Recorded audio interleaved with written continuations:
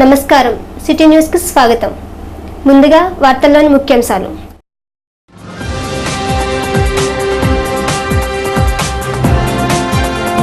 మన ఊరు మన కోసం సమస్యల పరిష్కారానికి రంగం సిద్ధం. డీసీసీబీ సమావేశ మండపంలో ఈ నెల 23వ తేదీన అధికారులతో రివ్యూ.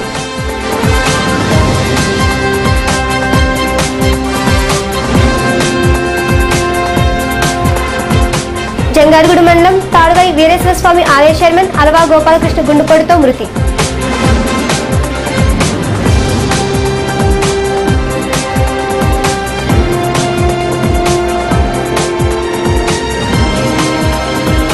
చినుకు పడితే ప్రధాన రహదారులు చిత్తడి.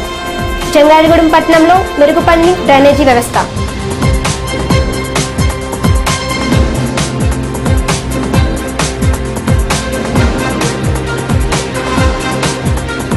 ప్రైవేట్ కార్పొరేట్ విద్యకు దూరమవుతున్న పేద విద్యార్థులు పూర్తి స్థాయిలో అమలుకు నోచుకొని విద్యా హక్కు బిల్లు.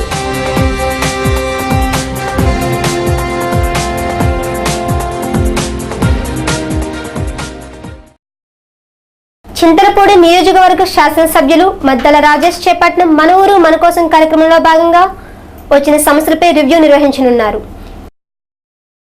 ఈ సందర్భంగా ఎమ్మెల్యే క్యాంప్ కార్యాలయం నందు ఈ నెల 23వ తేదీన అధికారులతో సమస్యల పరిష్కారం దిశగా రివ్యూ చేయనున్నట్లు చింతలపూడి ఎమ్మెల్యే రాజేష్ కుమార్ ప్రకటించారు. దీనికి సంబంధించి జిల్లా కాంగ్రెస్ పార్టీ ఉపాధ్యక్షులు కర్రా శ్రీధర్, కోశాధికారి మండవల్లి విజయసారథి, ఏఎంసీ ఉపాధ్యక్షులు పిపిఎన్ చంద్రరావు, మండల అధ్యక్షులు కొండపల్లి కేశబాబు, గోకుల పారిజాతగిరి ఆలయ మెంబర్ పాడివెన్న సుదర్శన్ రావు, మల్లావతులు మునేశ్వరరావు, బసవరాజు తదితరులతో శనివారం సమావేశం నిర్వహించారు. జంగారగూడెంలోని రాజుల కాలనీ నందు డీసీసీబీ సమావేశ మందిరంలో నిర్వహించే రివ్యూకు అన్ని శాఖల అధికారులు పూర్తి సమాచారంతో హాజరు కావాలని 4 కంప్యూటర్స్ ద్వారా డేటా రికార్డు చేయనున్నట్లు చెప్పారు. ఉదయం 10:30 నుంచి రివ్యూ ప్రారంభమవుతుందని, జంగారగూడెం మండలానికి సంబంధించి ఈ నెల 23వ తేదీ ఏ అధికారికి సెలవు ఇవ్వడం లేదని స్పష్టం చేశారు.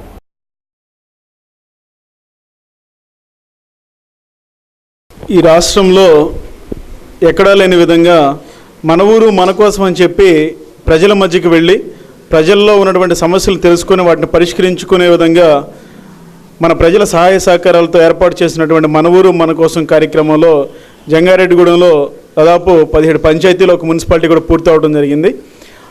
ఏదైతే ప్రజలకు మేము ఇచ్చినటువంటి హామీలు అధికారులందరూ కూడా సక్రమంగా అమలు చేస్తున్నారా లేదా, లేకపోతే ఇతర కారణాల వల్ల ఏమైనా అలసత్వం ప్రదర్శించారేమో తెలుసుకోవడం గురించి పూర్తి స్థాయిలో నివేదిక ఇవ్వమని చెప్పి అధికారులను కోరడం జరిగింది. ఆ నివేదిక తీసుకుంటంతో పాటు 23వ తారీఖున అనగా సోమవారం రోజున జంగారెడ్డిగూడెం మండలంలో పూర్తి స్థాయిలో రివ్యూ కూడా పెట్టడం జరుగుతుంది.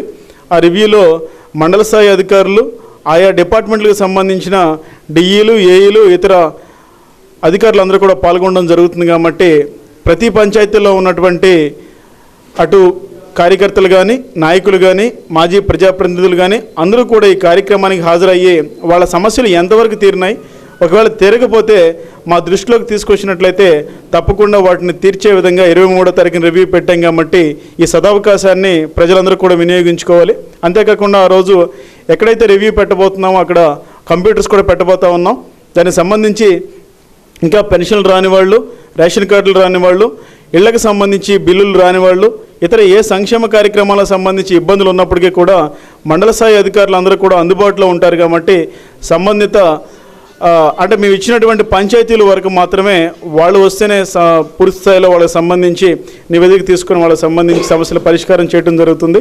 ఉదయం 10 గంటలకి పట్టెనపాలెం, 10:30కి అక్కంపేట, 11 గంటలకి శ్రీనివాసపురం, 11:30కి కేతవరం, 12 గంటలకి తిరుమలాపురం, 12:30కి నిమ్మలగూడెం సంబంధించిన రివ్యూ జరుగుతుంది.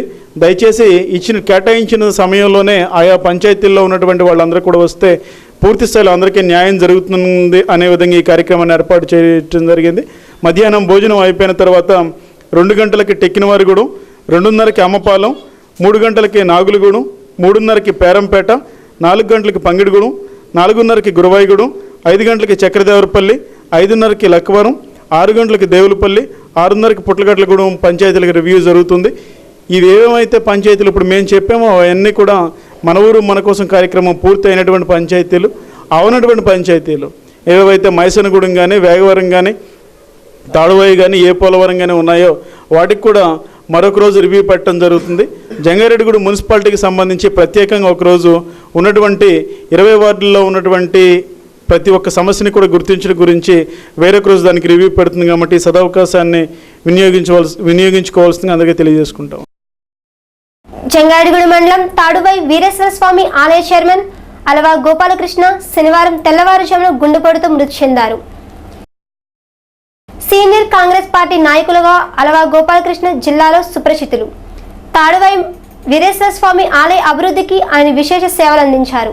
ఎన్నో సేవా కార్యక్రమాల్లో ప్రభుత్వ కార్యకలాపాల్లో చురుకుగా పాల్గొనే అలవా గోపాలకృష్ణ మృతి పలువురిని దిగ్భ్రాంతికి గురిచేసింది. వివిధ రాజకీయ పార్టీ నాయకులు కార్యకర్తలు గోపాలకృష్ణ పార్థివ దేహానికి శ్రద్ధాంజలి ఘటించారు. 6 సంవత్సరాలుగా తాడువై ఆంధ్ర షుగర్స్ చైర్మన్ గా పనిచేశారు. గతంలో జంగారెడ్డిగూడెం మండల కాంగ్రెస్ పార్టీ అధ్యక్షులుగా పనిచేశారు. ప్రముఖ చిత్ర నిర్మాత అల్లు అరవింద్ కు దగ్గర బంధువు కావడంలో సినీ వర్గాలతో ఆయనకు పరిచయం ఉంది. డీసీసీబీ చైర్మన్ కలటన్ రాంబాబు, చింతలపూడి శాసనసభ్యులు మద్దల రాజేష్, డీసీసీ అధికార ప్రతినిధి జట్టి గురునాథరావు తదితరులు ఆయన మృతదేహానికి ఘన నివాళులు తెలియజేశారు. ఆయన ఆత్మకు శాంతి చేకూరాలని కుటుంబానికి ప్రగాఢ సానుభూతి తెలిపారు. విజయవాడ మేయర్ రత్నబిందు, అల్లు నిర్మల ఆయన భౌతిక గాయానికి శ్రద్ధాంజలి ఘటించారు.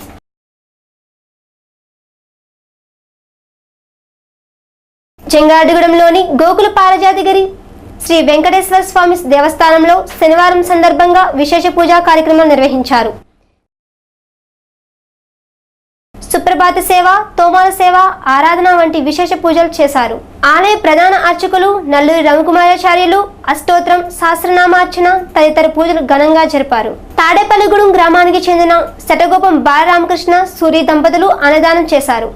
ఈ కార్యక్రమంలో ఆలయ చైర్పర్సన్ వందనం సాయి బాలపద్మ, కార్య నిర్వహణాధికారి పెనమస్త విశ్వనాథరాజ్, ధర్మకర్తలు వీరవల్లి సోమేశ్వరరావు, కోమల్ శ్రీధర్, పాటిబండ్ల సుదర్శన్, అభివృద్ధి కమిటీ సభ్యులు తదితరులు పాల్గొన్నారు.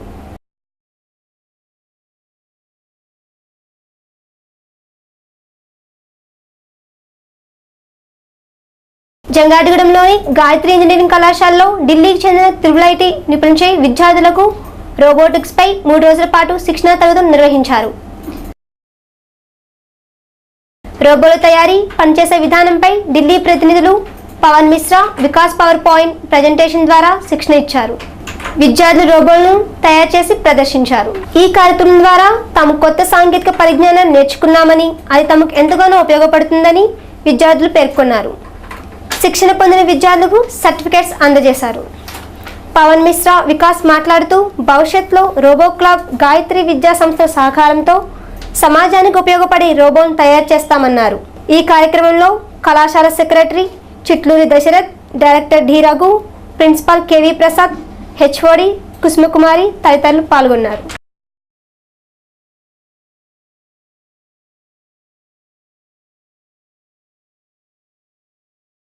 అప్లాండ్ ఏజెన్సీ మెట్ట ప్రాంతంలో మేఘాలు రైతన్నంతో దాగుడు మూతలు ఆడుతున్నాయి. ఇలా మురిపించి అలా మాయమవుతున్నాయి. వర్షాకాలం ప్రారంభమై రోజులు గడుస్తున్నా వనరులు కరుణించడం లేదని రైతన్నులు ఆవేదన వ్యక్తం చేస్తున్నారు.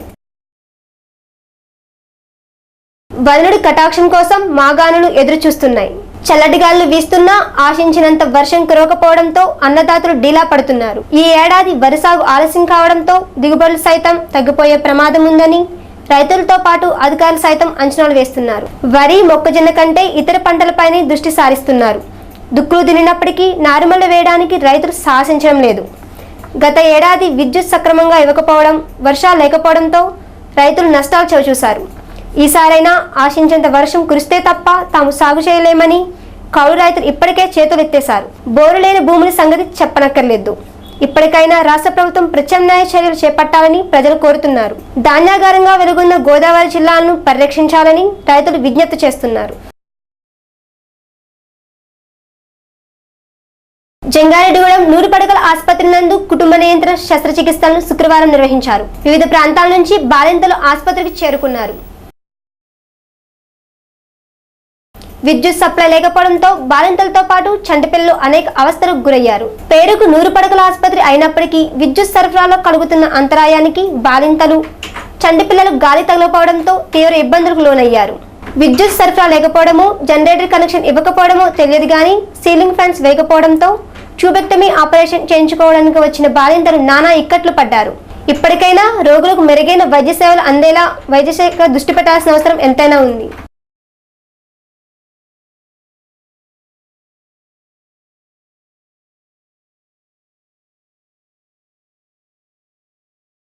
విద్యా హక్కు బిల్లును సమర్థవంతంగా అమలు చేయడంలో విద్యా సంస్థలు దూరమవుతున్నాయి.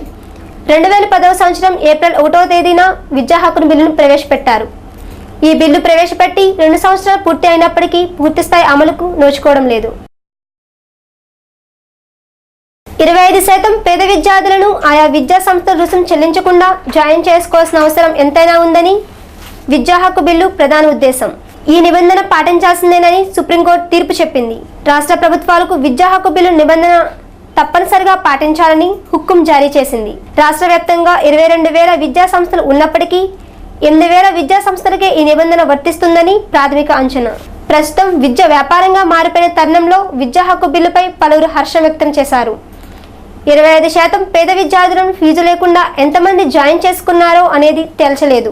ఆచరణలో సాధ్యమయ్యేలా ప్రభుత్వం తక్షణ చర్యలు ఏ మేరకు తీసుకుందో శ్వేతపత్రం ద్వారా విడుదల చేయాల్సిన అవసరం ఉంది. పేద కుటుంబంలో విద్యా కుసుమాలను వెలికితీసే ప్రయత్నానికి ఊపిరిపోసిన విద్యా హక్కు బిల్లును ఆచరిస్తున్న విద్యా సంస్థలు మరింత గుర్తింపు వచ్చేలా విద్యాశాఖ మరిన్ని చర్యలు చేపట్టాల్సిన అవసరం ఉందని తల్లిదండ్రులు కోరుతున్నారు.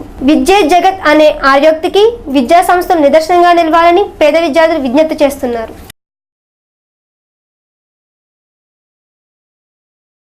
జంగారెడ్డిగూడెంలోని ప్రధాన రహదారిలో డ్రైనేజీ వ్యవస్థ సక్రమంగా లేకపోవడంతో చిన్నపాటి వర్షం కురిసిన రహదారులపై వర్షపు నీరు చేరుతుంది.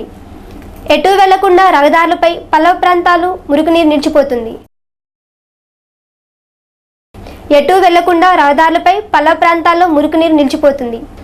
ప్రధాన రహదారి వెంబడే డ్రైనేజీలను సక్రమంగా ఏర్పాటు చేస్తే ప్రధాన రహదారులపై మురుగునీరు నిల్వలను అరికట్టవచ్చునని ప్రయాణికులు తెలియజేస్తున్నారు.